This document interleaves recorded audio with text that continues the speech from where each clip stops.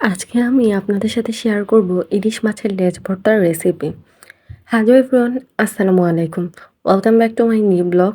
তো আজকে আমি আপনাদের সাথে শেয়ার করব আমি আজকে ইলিশ মাছের লেজ ভর্তা বানিয়েছি। তো সেই ভিডিওটাই আজকে আপনাদের সাথে শেয়ার করব। তো ফার্স্টে আমি লবণ, হলুদ, মরিচ আর অল্প একটু রসুন বাটা দিয়ে ভালো করে ইলিশ মাছটা ভাজা করে নিয়েছি। এপিঠ ওপিঠ ভালো করে ভেজে নিয়েছি। এখন আমি মাছের কাঁটাগুলো বেছে নিব। যেহেতু ইলিশ মাছের লেজে অনেক ছোট বড় কাঁটা থাকে, তাই সাবধানের সাথে বেছে নিতে হবে। যেন কোনো রকম কাঁটা না থাকে, আমি ওইভাবেই চেষ্টা করছি। কারণ যদি কাঁটা থেকে যায় অনেক সময় হয়তো ভাতের সাথে গলা আটকে যেতে পারে। তাই আমি খুব আস্তে করে একটা করে কাঁটা বেছে নিচ্ছি খুব সাবধানভাবে। আমি সবগুলো মাছ এখন বেছে নিয়েছি।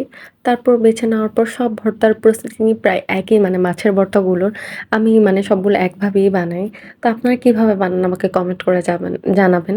ফার্স্টে হচ্ছে আমি এখানে পেঁয়াজ কুচি আর ভাজা পেঁয়াজ দিয়ে দিব, কাঁচা পেঁয়াজও দিব। আর আমি কিছু ভাজা পেঁয়াজ, কাঁচা মরিচ ভাজা আর হচ্ছে এখানে শুকনা মরিচ দিব আর লবণ আর ধনেপাতা তো মাস্ট। ধনেপাতা ছাড়া হচ্ছে মাছের ভর্তার টেস্টই পাওয়া যাবে না, এরকম একটা মনে হয় আমার।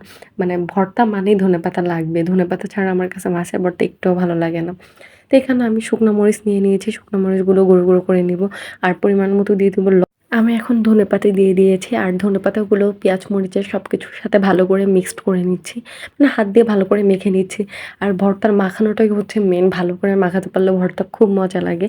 আমার কাছে তো ভর্তা ভাত অনেক ভালো লাগে। আপনাদের কেমন লাগে অবশ্যই আমাকে কমেন্ট করে জানাবেন। আর আমার কাছে মাছের ভর্তা মানে ইলিশ মাছের ভর্তাটাই বেশি পছন্দ। আমার কাছে বেশি ভালো লাগে। আর আমার মাছের মধ্যে ইলিশ মাছটা এমনিও বেশি পছন্দ। এখন আমি এখানে পরিমাণ মতো সরিষার তেল দিয়ে আবার ভালো করে মাখিয়ে নিচ্ছি।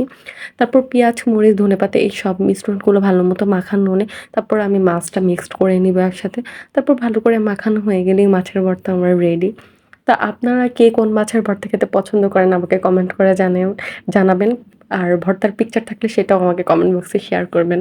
তো আজকের ভিডিও ছিল এই পর্যন্ত। I hope you like this video. Thank you so much for watching this video. আল্লাহ হাফিজ। সবাই ভালো থাকবেন।